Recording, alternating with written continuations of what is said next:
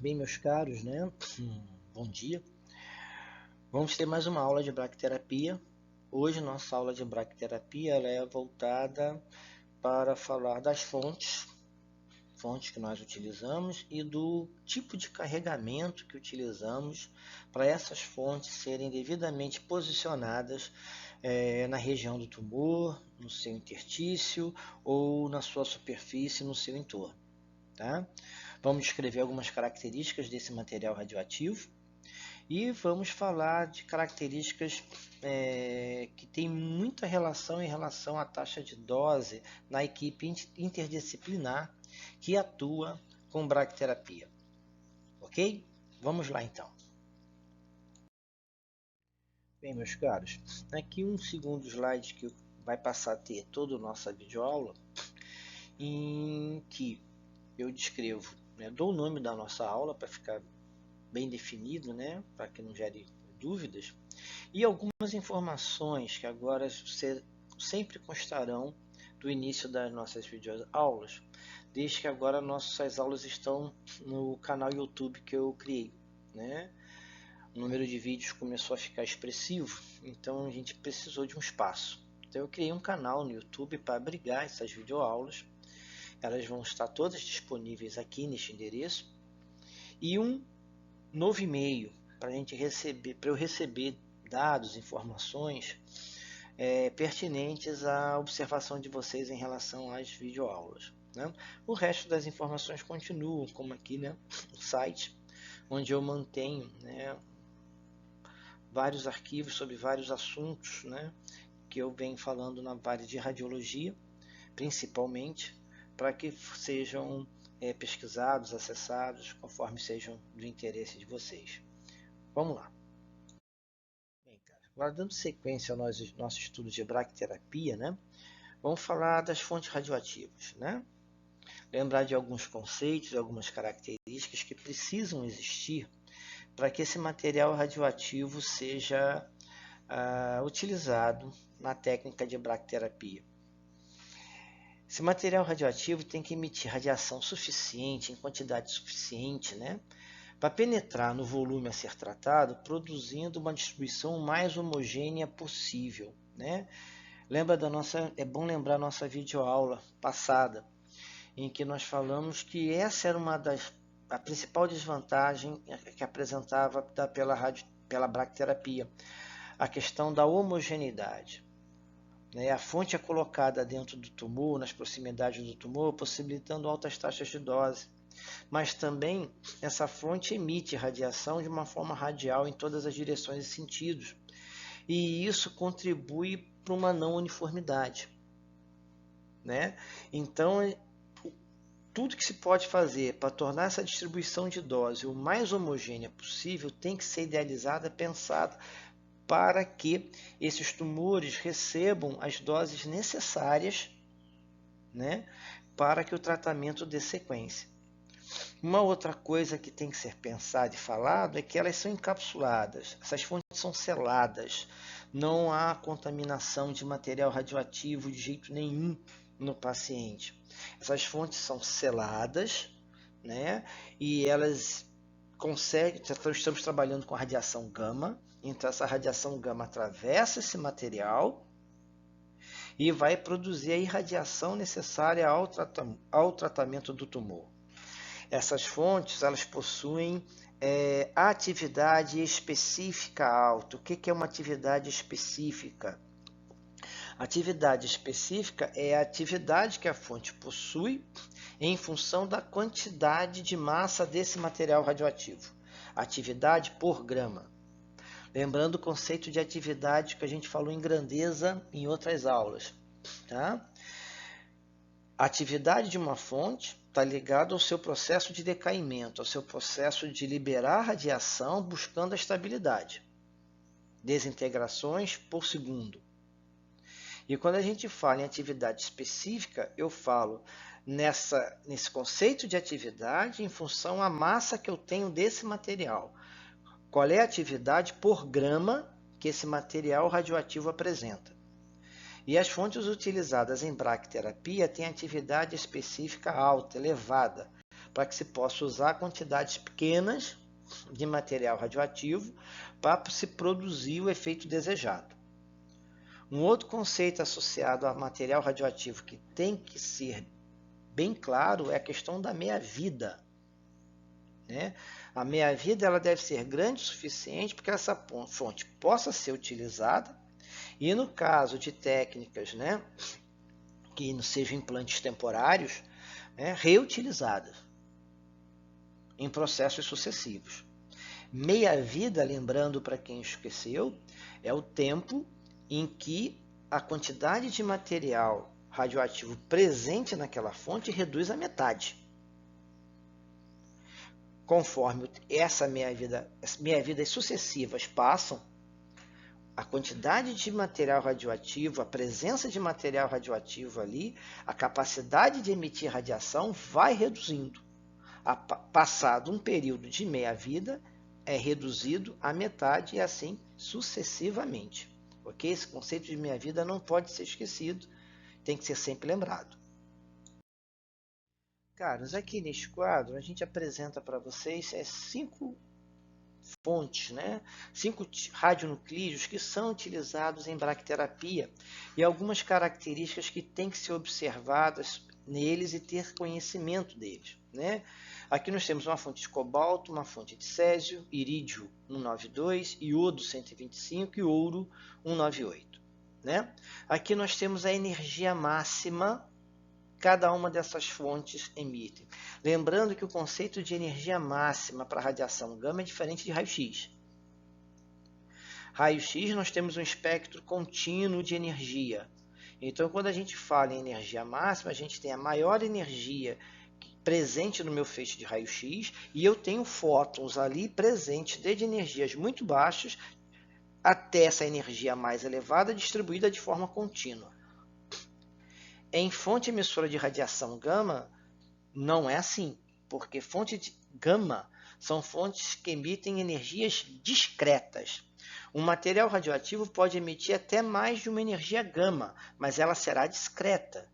Por exemplo, o cobalto emite 2 gamas. Ou seja, toda a energia que o cobalto emite, ele emite ou numa energia de 1173 ou de 1332. Não existe gamas em outras energias. Então, quando a gente fala de energia média do cobalto, é energia em função dessas 2 emissões que ele possui. Pego 1173, somo com 1332, divido por 2. O césio ele tem basicamente uma única energia emitida, de 661,657 keV ou 0,66 MeV. O irídio ele apresenta umas 4 a 5 emissões gamas, né, com percentuais de emissão que nós temos que considerar. Então, a energia média do irídio ele é baseado, né, na média desses 4, 5 energias gamas que são emitidas. E aí isso vale para o iodo, isso vale para o ouro. Né? No caso do iodo 125, ele basicamente emite uma energia que tem um percentual que nós consideramos no seu processo de decaimento para o tratamento de bracterapia. Então, quando a gente fala de energia máxima e chega numa energia média, não é semelhante como raio-x, porque energia gama são fontes de energias discretas, valores conhecidos. E fora desses valores não há emissão de radiação gama, ao contrário do raio-x, que quando a gente fala de energia máxima, a gente está falando no máximo valor, mas há uma distribuição contínua de energia até chegar nesse valor. Um outro conceito presente aqui é a questão do tempo de meia-vida, que vai ser levado em consideração para os tratamentos de HDR, os tratamentos de LDR, para os implantes permanentes, para os implantes temporários. Tá? HDL e TVL são conceitos que nós precisamos saber. Quem não sabe, quem já viu, esqueceu, lembrar. HVL é camada semi-redutora, ou seja,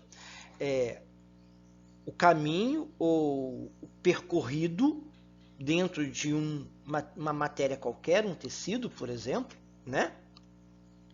Em que metade daquela radiação emitida vai findar nesse caminho. Vai reduzir a metade a quantidade de radiação que entrou nessa região de tecido após passar um HVL. E TVL é o caminho percorrido por essa radiação até que essa radiação inicial seja atenuada em 10 vezes. São dois conceitos muito importantes para o tratamento de bracterapia, porque vai dar o quanto essa radiação que está nessa fonte, que está colocada lá do lado do tumor, vai percorrer sendo atenuada. E normalmente com 10 TVLs eu tenho que avaliar se eu tenho ali algo que ainda seja mensurável, que pode produzir um efeito ou não. A mesma coisa em relação ao HVL. O quanto que tenho ali é compatível? Realmente está acontecendo? Atenuou a metade? Meu cálculo foi correto? Né? Eu avaliei adequadamente o tecido, então o que está previsto de acontecer em termos de redução à metade, redução em 10 vezes da radiação inicial, aconteceu? Né? E gamão ou fator de conversão. Normalmente o termo gamão é associado à exposição e o termo FC, o fator de conversão, associado à dose. Né? Mas acaba no dia a dia confundindo um conceito com outro. O gamão ele associa a atividade de uma fonte com a dose que está sendo entregue, levando em consideração distância e tempo. A unidade pode variar em função do que eu preciso trabalhar. Posso ter em Gray ou em Sievert, posso ter distância em metros e centímetros, pode ser tempo em hora, segundo, minuto, gigabecquerel ou Curie. No caso aqui desta tabela, eu estou trabalhando com microgray, metro quadrado, hora, gigabecquerel. Ok?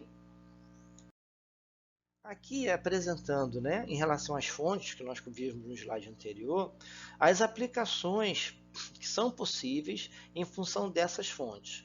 Cobalto 60 ele é utilizado em aplicadores oftalmológicos com agulhas ou tubos e em tratamentos, né, ginecológicos HDR, alta taxa de dose. Tá? Césio 137, né, apresenta a forma de tubos para aplicadores ginecológicos, né, e também para implantes. Irídio 192, normalmente utilizado na forma de fio, podendo ser cortado no tamanho necessário para ser ajustado ao tumor. Uma forma alternativa para o irídio 92 são os termos sementes, fontes muito pequenas, né, colocadas em fitas de nylon. O irídio 92, né, ele é usado em implantes mamários e em tratamentos, né, HDR, né, intracavitários ou intersticiais, como vimos na classificação na aula anterior. E o outro 125 ele é empregado em implante permanente de próstata. Depois, por curiosidade, volta o vídeo e vê a questão da meia-vida do iodo para esse implante permanente. Né? A meia-vida é de dias. Né? A energia do iodo 125 baixa é adequada, né? Para permitir que pacientes se movam durante o tratamento, podendo ter uma vida normal fora do hospital. E por último, a fonte de ouro, né? 198, utilizada em implantes de próstata também. De novo, dá uma olhada lá, meia-vida de dias também. Utilizada em pequenas áreas também, como línguas, onde os implantes com agulha podem ser bastante desconfortáveis num tratamento que é utilizado em bracterapia. Então, nesse quadro aqui, uma breve descrição das aplicações que a gente pode ter para aquelas 5 fontes, né, que nós vimos no slide anterior. Eu só chamo a atenção a questão da adequação do tratamento a implante permanente, implante temporário, HDR, ó, e a meia-vida do material radioativo empregado. Isso é algo que deve fazer parte do nosso conhecimento, do nosso estudo. ok? Ainda sobre aplicações clínicas, né, fazendo uso de um desenho para salientar as regiões, desculpe, as regiões onde a bracterapia tem a sua utilização. Por exemplo, região do cérebro, homens e mulheres, né? Cérebro, olho, lábio, boca, língua, nasofaringe, orofaringe. Ainda, homens e mulheres, traqueia, brônquios, pulmão. Mulheres, câncer de mama, né? Grande utilização de bracterapia. De novo, homens e mulheres, esôfago, vesícula, vias biliares, reto, ânus, bexiga, uretra. Particularizando novamente aqui mulheres, ó, útero, colo de útero, vagina, vulva. No caso de homens, próstata principalmente e pênis, né? E a pele e outros tecidos moles envolvidos. Aqui uma visão geral, né, das regiões, né, que se acometidas por tumores, por câncer, a bracterapia tem a sua utilização. Aqui, meus caros, vamos falar na bracterapia do carregamento de fonte, né?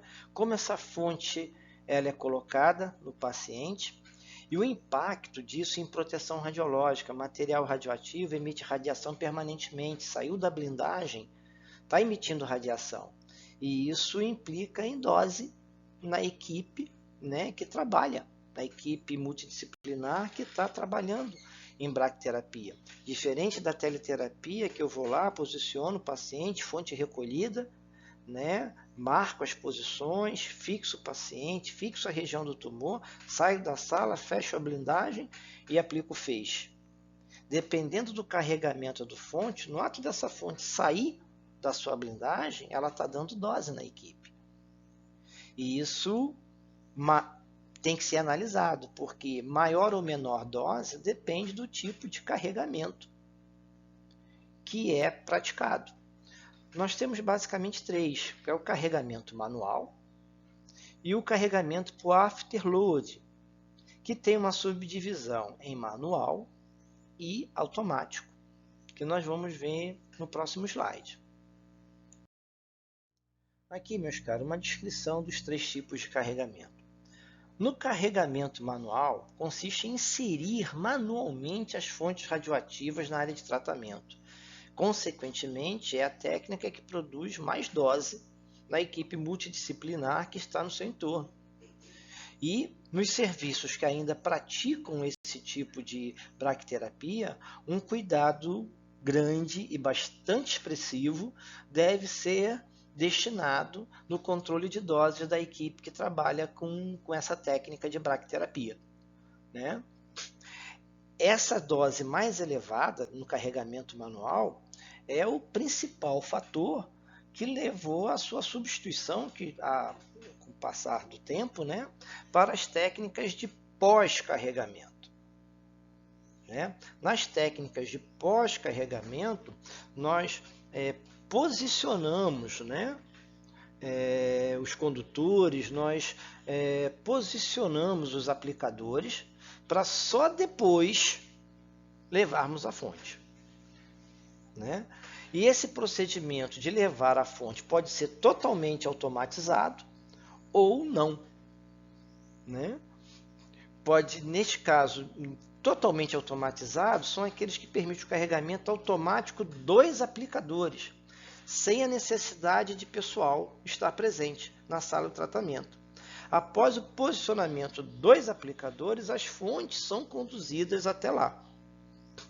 E no afterload manual, a colocação, né, dos aplicadores, né, para onde as fontes vão chegar até a região do tumor, elas ainda dependem da equipe multidisciplinar para fazer esse posicionamento.